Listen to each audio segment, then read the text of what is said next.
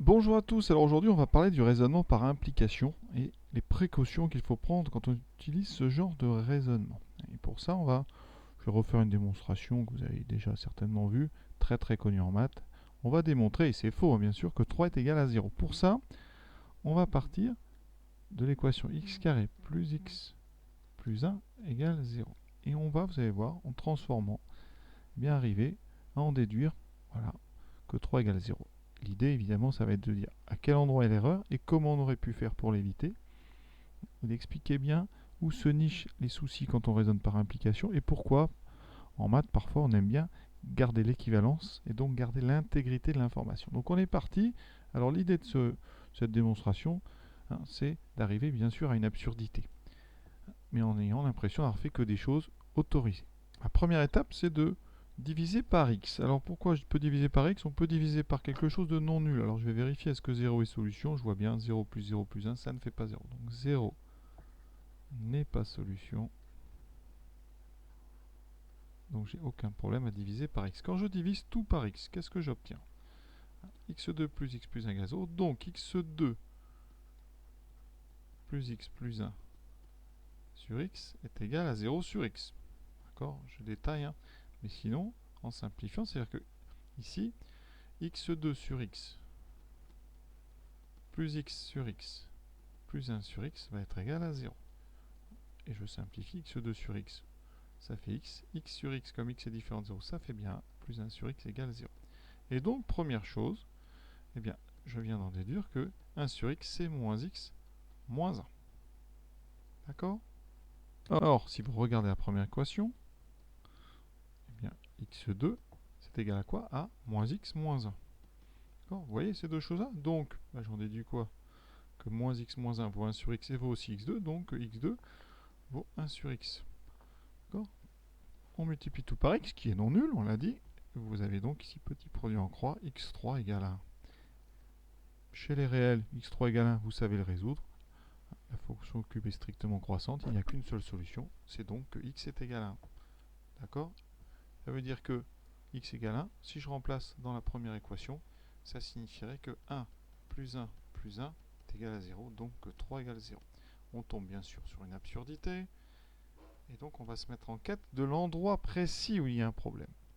D'accord? Et après on essaiera de le contourner ce problème.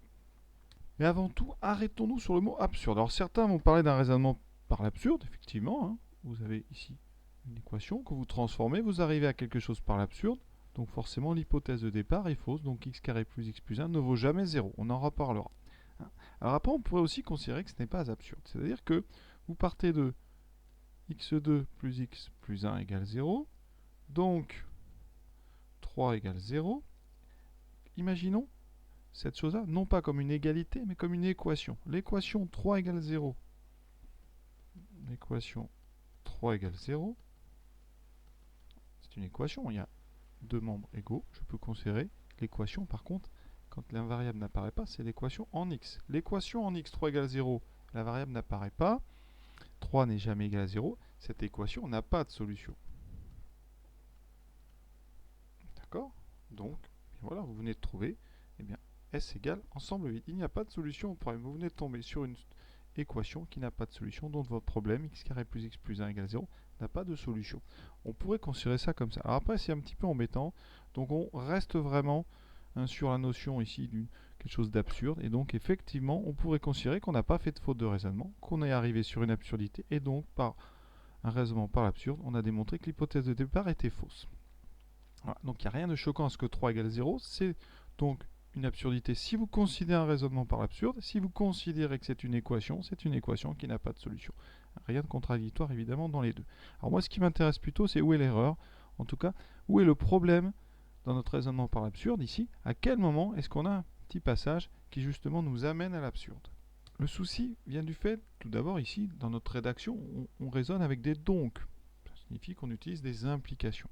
Le problème des implications, c'est que parfois, il y a une perte de sens, et donc, vous avez au bout des choses qui ne sont pas forcément solutions. Exemple le plus classique, le plus simple de ce genre de choses, vous prenez x est égal à 1, vous le mettez au carré, donc x2 vaut 1, et vous savez que x2 égale 1, ça veut dire que donc x égale 1 ou x égale moins 1. Donc vous avez au départ x égale 1, et après vous avez x égale 1 ou x égale moins 1. Vous avez deux solutions à droite, alors que vous n'aviez au départ que x égale 1.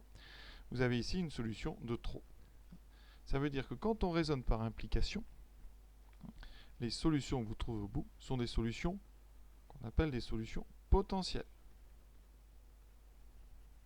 Et donc un raisonnement par implication amène toujours des vérifications. Ça veut dire que vos solutions, il va falloir vérifier quelles sont des vraies solutions.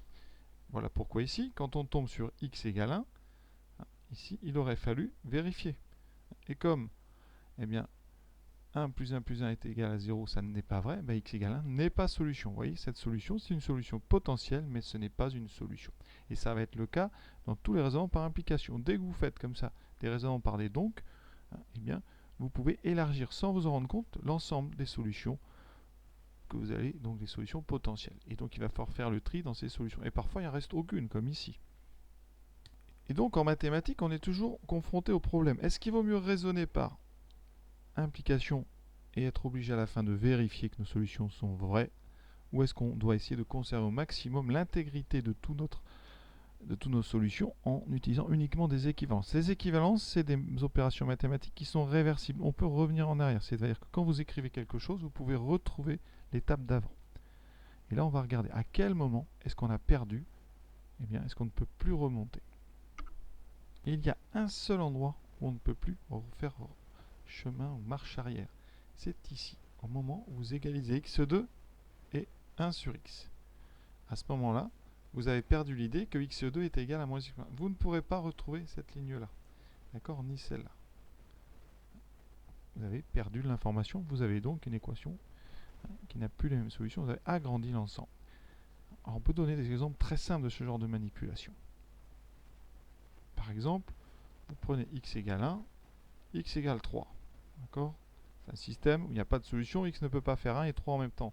Et bien si vous faites ça, x égale 1, x égale 3, eh bien vous avez x et x ici, donc forcément, donc 1 est égal à 3. Voilà, vous avez une conclusion qui est fausse, rien de surprenant, parce que votre point de départ était faux. Donc quand on part de quelque chose qui n'est pas vrai, on arrive à quelque chose qui, eh bien ici, vous voyez, n'est pas vrai. Il n'y a rien de surprenant.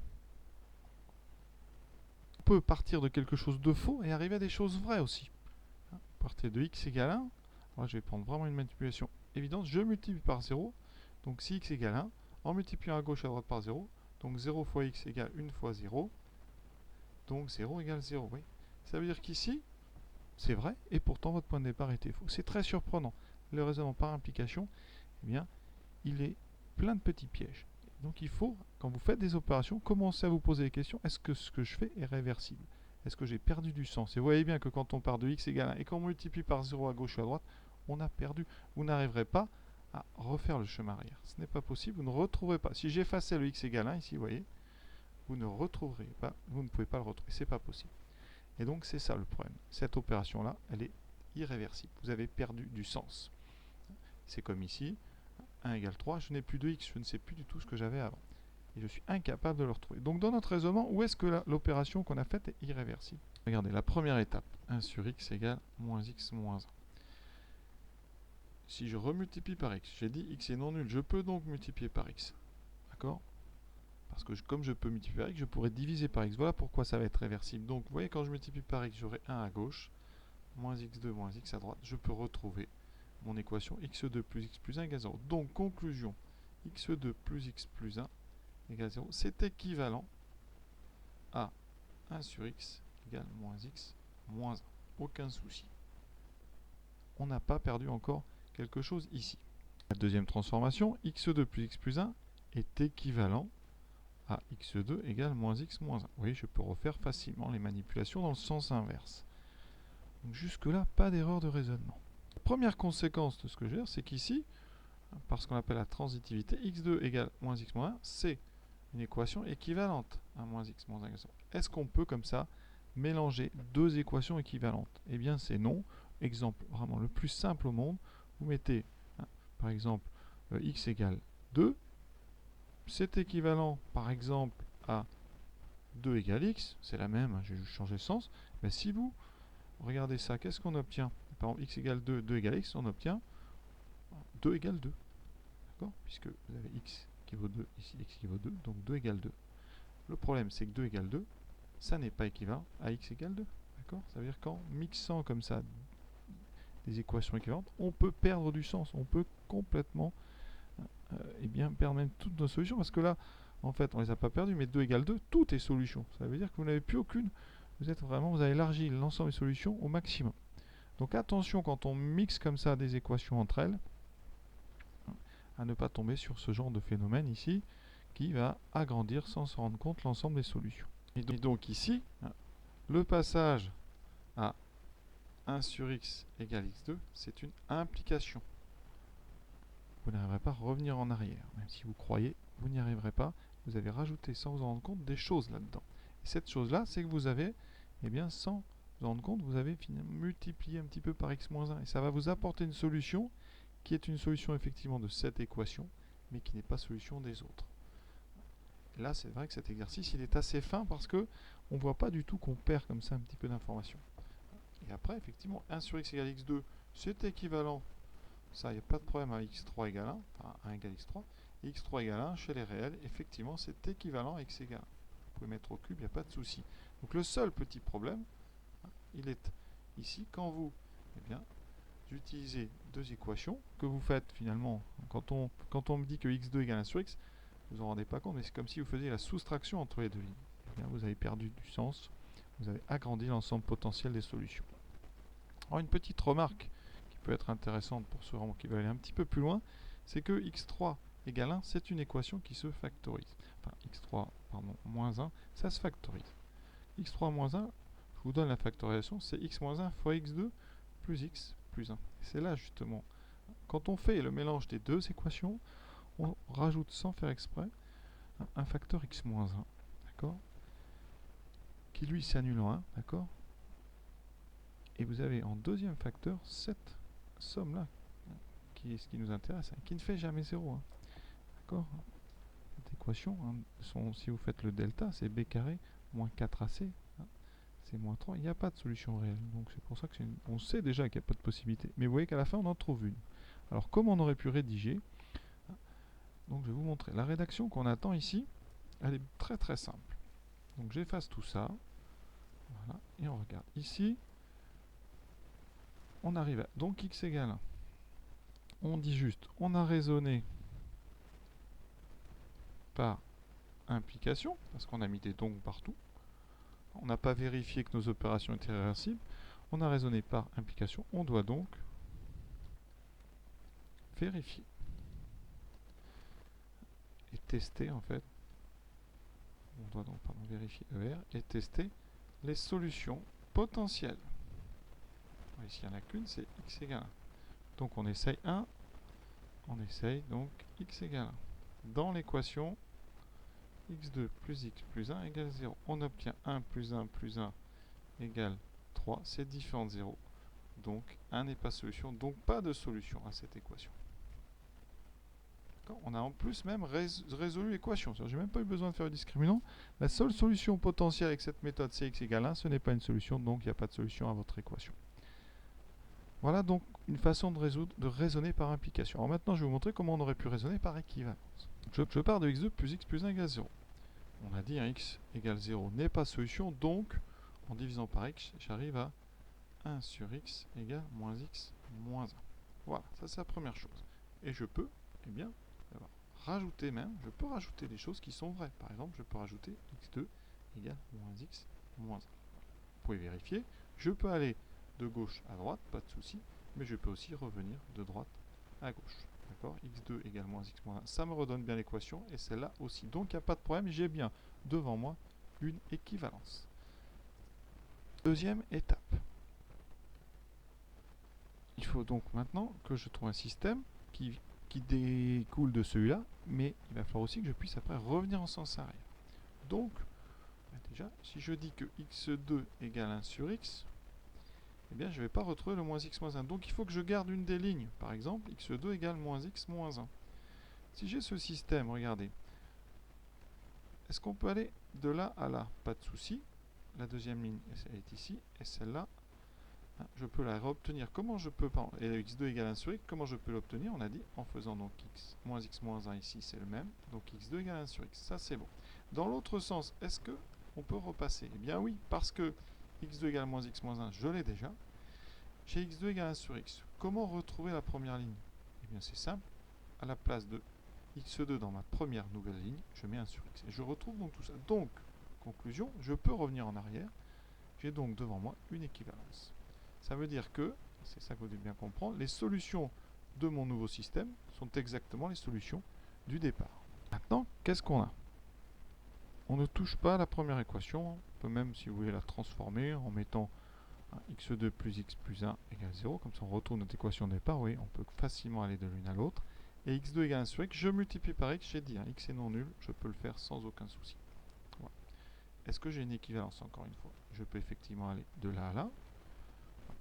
Et je peux facilement revenir à ça. Vous voyez, là, jusque-là, on n'a pas de problème. Et on continue. Maintenant, je résous x3 égale 1, x3 égale 1. On sait que c'est équivalent à x égale 1. Et ensuite, c'est là qu'on a un problème. On a donc ceci. On vérifie, est-ce que c'est réversible? Alors, je vais enlever mes flèches jaunes d'avant. Non, pas comme ça. Je peux aller effectivement de gauche à droite. Je vais trouver ça. Et je peux revenir facilement en remettant la dernière ligne au cube. Pas de souci. Et maintenant arrive justement la dernière étape. Cette dernière étape, eh bien, qu'est-ce que je fais? Je vais aller vers le haut. J'ai un petit peu de place. Mais qu'est-ce qu'on fait? On va mettre donc x égale 1, on garde. Et je vais remplacer ici x par 1. D'accord? Donc j'obtiens 1 plus 1 plus 1. Donc j'obtiens 3 égale 0. Donc on en est où là? On en est à quelque chose ici qui n'a pas de solution. Ça veut dire qu'ici, on est sur impossible. Donc, ça veut dire quoi? Par équivalence, eh bien notre système ici n'ayant pas de solution, tous les autres qui sont équivalents n'ont pas non plus de solution, puisque des systèmes équivalents ont les mêmes solutions. Donc, quand vous obtenez à la fin un système avec ici une absurdité, comme 3 égale 0, eh bien ça veut dire que tous les systèmes précédents qui sont équivalents n'ont pas de solution. Et donc le premier n'a pas de solution. Et voilà comment on a pu raisonner en faisant que des équivalences. On a toujours en fait dans ce système la ligne qui permet en fait automatiquement de vérifier si les solutions que vous trouvez sont des bonnes solutions. Et donc voilà, alors on le fait peu ce raisonnement par équivalence parce que finalement vérifier, dans beaucoup de cas c'est très simple. Et ça, c'est moins de lourdeur au niveau rédactionnel. Raisonner par un donc ça va vite. Mais pensez qu'à chaque fois, il y a des opérations qui font perdre du sens et donc vous allez ouvrir et donner des solutions qui ne sont pas bonnes, qui sont des solutions potentielles, et donc il faudra les éliminer par vérification. Je vous propose deux cadres où on peut avoir ce genre de problème. Par exemple, quand on résout un système à deux équations, deux inconnues, souvent on vous dit on fait par combinaison, on fait rapidement. Par exemple ici, vous voyez, quand j'ai a plus b à moins b, je fais la somme. Donc je fais a plus b. Alors souvent on peut même le rédiger comme ceci sur sa copie. On écrit les deux, on fait un petit trait, on fait la somme. 2a égale 7, donc a égale 7 demi. Et après on fait même a plus b à moins b. On fait la soustraction des deux lignes. D'accord? Ça fait donc b 2b égale pardon, b moins b, 2b égale moins 1, b égale moins 1 demi. Et comme ça, on dit, voilà, j'ai résolu mon système. Mais normalement, quand on fait ça, il faudrait vérifier parce que vous êtes sur des implications. Alors on ne le fait pas parce qu'on sait qu'un système avec a plus b à moins b ici, eh bien on sait qu'il n'y a qu'une seule solution, on est dans la géométrie, il y a deux droites, elles se coupent en un seul point, donc il n'y a pas de souci en fait. Implicitement, on sait qu'on va trouver un point, donc on va trouver une abscisse, une ordonnée, c'est-à-dire deux nombres. Donc là, ici, vous voyez, parfois, on fait des implications sans vérifier parce qu'on sait mathématiquement avec l'expérience que la vérification donnera, de toute façon, marchera. Le raisonnement par application sert par exemple beaucoup dans des équations qu'on appelle les équations irrationnelles avec des racines carrées. Parce que souvent, le domaine de définition d'une équation, le domaine de travail, il est compliqué à trouver, laborieux, et on préfère en fait tout de suite voir s'il y a des solutions avant même d'étudier quoi que ce soit. Donc ici, quand on a une équation avec racine carrée, eh bien, en fait, ce qu'on fait, c'est que si l'équation était vraie, eh bien alors on pourrait mettre au carré. Et donc, si cette équation a des solutions, donc les solutions vérifieraient moins x moins 1 égale x2, d'accord? Donc on met tout à droite, ça fait 0 égale x2 plus x plus 1, d'accord? Et donc ici, je vous ai dit, cette équation x2 plus x plus 1, elle n'a pas, cette équation, elle n'a pas de solution, donc ici, c'est impossible. L'avantage de ce raisonnement, c'est que je n'ai pas de solution potentielle, donc de toute façon, j'ai rien d'autre à dire. Pas de solution potentielle, donc pas de solution tout court. Donc l'équation de départ n'a pas de solution. Et comme ça, je me suis dispensé d'une quelconque étude de signes pour voir le domaine de validité de l'équation. Et donc ça sert comme ça beaucoup. Hein. Et donc c'est très pratique quand on tombe sur des solutions qui sont soit qu'il n'y en a pas, comme ici, soit des solutions avec des expressions entières. Comme ça, les vérifications sont rapides. Parfois, les solutions sont tellement complexes que les vérifications le sont encore plus. Donc ce sera à vous. Hein. Mais c'est vrai que sur des choses simples avec des racines carrées, on peut essayer de faire des implications. Mais il faut savoir que quand vous faites donc des donc, eh bien, vous prenez le risque d'avoir des solutions, vous, qui ne sont pas des vraies solutions. Voilà. Je vais m'arrêter là parce qu'il y a tellement de choses à dire sur ce thème que j'en passerai des heures. Voilà, j'espère que ça vous a apporté un petit peu sur la notion d'implication. Et voilà. Donc toujours implication, équivalence, c'est un choix vraiment. Et c'est l'expérience qui fait ça. C'est pas forcément le talent, c'est vraiment l'habitude. Voilà. À très bientôt.